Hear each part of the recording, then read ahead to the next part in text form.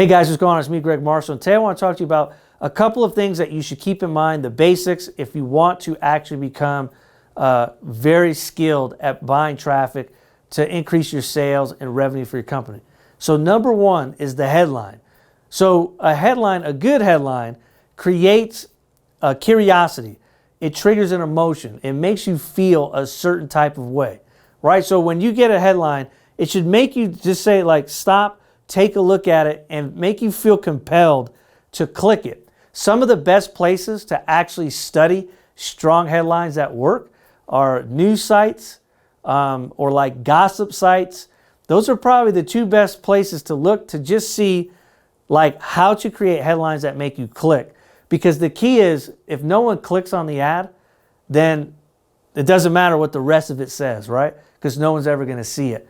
So you want to make sure that you study strong headlines and study those two platforms, because they're going to go ahead and show you what works the best as far as click-through rates and how to really hook the curiosity, right? Then the ad copy, the whole purpose of ad copy is to be able to trigger an emotion, because people buy off of emotion and justify with logic. So if your ad copy doesn't trigger any type of an emotion, an ad copy could be the written word or the words that you're using in the video.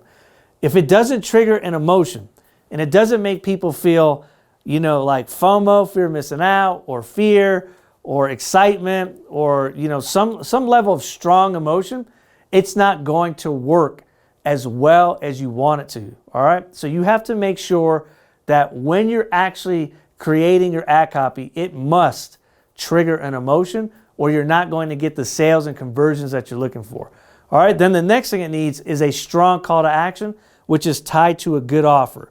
Now, you don't want to be making deadbeat offers where essentially whatever you're offering to the audience is like very generic and doesn't make people get off their couch and pull out the credit card, right?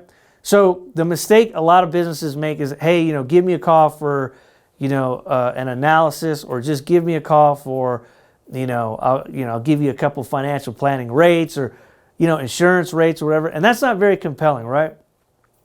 Versus you have to create something that's going to make the consumer want to do something, right? So you want to be able to either offer a discount or limited time or something unique that they've never seen before. So for example, if everyone offers one offer, you should create the exact opposite of that offer. It has to be something that's unique or new or fun or exciting or limited time, because if the offer is not strong enough, you're not going to get people to act now, which is the urgency factor. People, every business that reaches out, particularly when they want marketing or sales help, is they're not asking me, how can I increase my customers over the next 10 years and I'll wait that long. What they're really asking is, how can you help me get sales today? Because I'm not getting sales today, right? And that's the key, is you should be focusing most of your effort on how to master increasing urgency and getting people to take action now.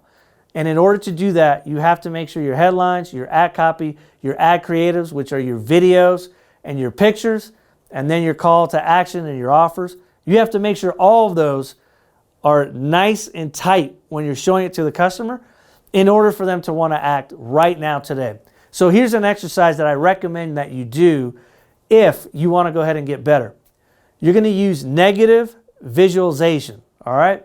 And what that means is you're going to actually ask negative questions about your product, your offering, and you're going to challenge yourself to go ask questions like, why wouldn't my customer buy this today? Why is the offer that I'm offering not actually a good offer? Why would someone go to my competitors versus me? And your objective is to answer these questions honestly. So don't say, well, my product is just better. They wouldn't, right? That's not going to help you with this drill. Instead, you want to actually answer real answers on why someone would go to someone else, why someone would not buy from you today, why your product might be mediocre or just average, why your product might not be unique. Ask yourself these types of questions, because if you do, it'll give you better insight on how to create your offers to be stronger and better and more realistic to your audience, versus thinking my audience automatically knows the value that I'm providing to them. So therefore, there's no need for me to do anything except just show them the product. And that's where you see companies struggle with their advertising and their promotions, is they believe their product is so good that they don't even put any effort into making the product look attractive to their audience. And that's a huge problem because there's a lot of competition out there and there's a lot of people going after the same person you want. So you can't think entitled and think just because you own a business and you have a product or service that you can offer that people are just going to buy it because you're offering it. You have to convince them. All right? So make sure when you're focusing on building your ads that you're taking the time to get those strong headlines, the strong ad copies, the strong ad creatives, a good call to action, a good offer. Make sure that you're really focusing on the fundamentals and getting really good with that.